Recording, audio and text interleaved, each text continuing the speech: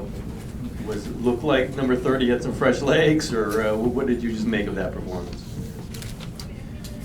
I mean, what can you say? The guy goes 10 for 13 after not playing in an NBA game for a month.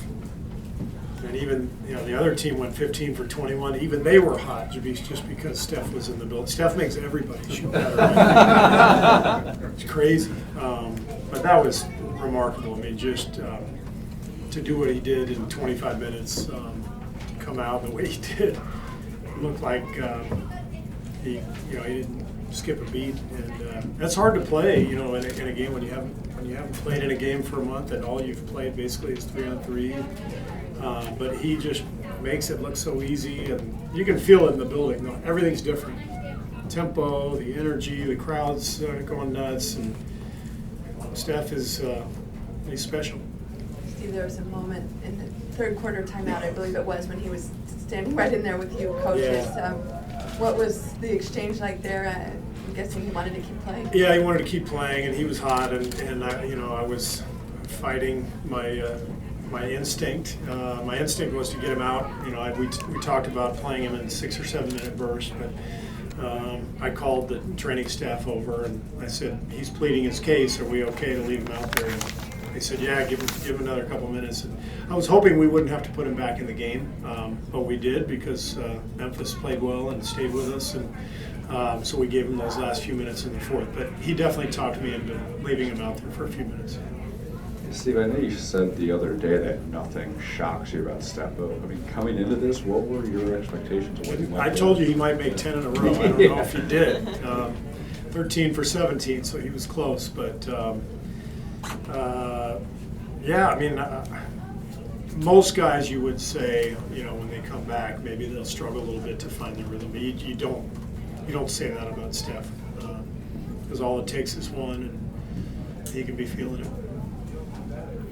Coach, just wanted to ask about the Draymond ejection. What did you see in that 3-minute span? You got the tech first and then the second one after that. I don't know. Everything happened at the far end of the floor. On the second one, all I saw was he waved his hand. I don't know what he said. It didn't look like it warranted an ejection, but I was, 100 feet away, so it's hard for me to really tell you what happened. But it seemed like a quick trigger. Obviously, this game belonged to Curry, but Zaza Pachulia was pretty outstanding as well. What was your impression of his play tonight? Zaza was great. Obviously, got going offensively.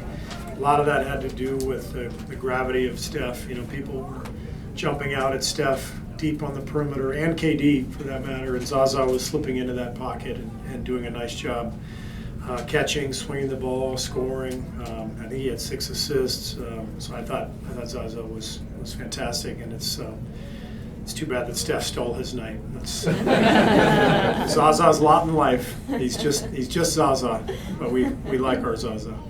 Steph played 8 minutes in that first quarter run. Was that the extent of what you want? Was a little more than you were looking to go, and how did you think his wind was? Slightly more, but it wasn't like there was anything with his ankle that was keeping him from playing longer. It was just his wind. I was most concerned about him getting a little bit tired and then maybe compensating and something else, pulls a muscle or something. So I just it wasn't a hard minute number that we were looking at. It was more, tell us how you feel. We'll see how you look. So we went a little bit beyond what we expected to, but there wasn't any risk involved because he's healthy. Coach, so Gasol played a very good game tonight. Also last night, Dwight Howard also has a very, very good game. So how do you see in that center position what's moving forward, how the game will change from Warriors' point of view? Well, I mean, this is the NBA, so you got great players. You're talking about 2 all-star players. And Dwight had kind of a throwback night last night. He looked like his dominant self from a few years ago. He may not be able to do that every night, but he's very capable. And then, Marc Gasol is Marc Gasol. So it's the NBA. So you just go out and you compete and you do what you can, but the other team's got great players too.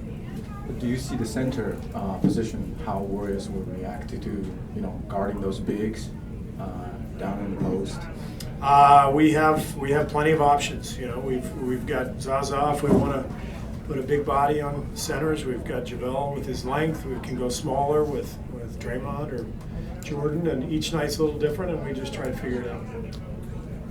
Hey, Steve, obviously there's a lot of time between now and Wednesday's game in Dallas, so what are you and the training staff kind of monitoring to determine whether Steph can increase his minutes for next year?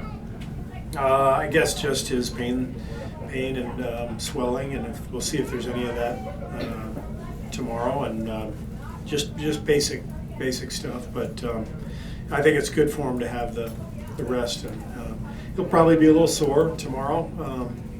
I'm not talking about his ankle. I'm just talking about his body, because he's this is first time again that he's played in a month. So we'll see how he recovers. But I like the way the schedule pans out. It gives him some time. You talked a little bit about what Steph brings to this team.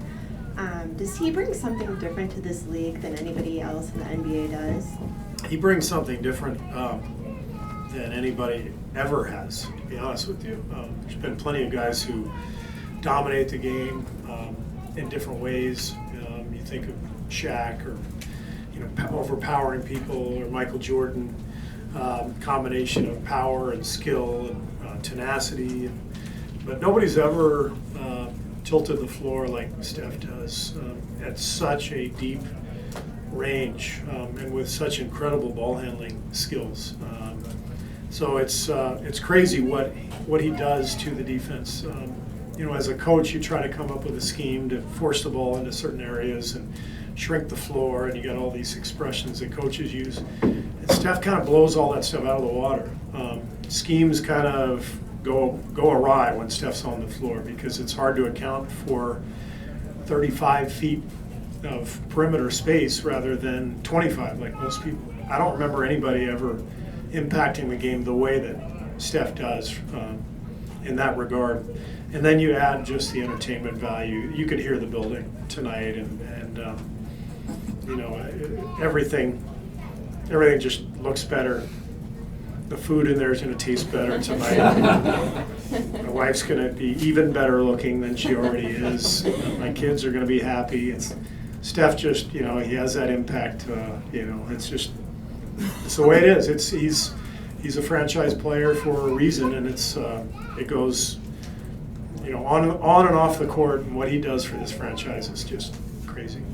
You kind of answered my question, but just the joy and the fun, and this place felt different tonight. It did, yeah. That's it. It's the impact on the game, but it's not just the point total. It's the joy and the fun that he brings, the excitement, and he's a brilliant player and one of the most entertaining, exciting players you'll ever see, and that's why we're lucky to have him. Thank you. Thank you. KD's coming in right now.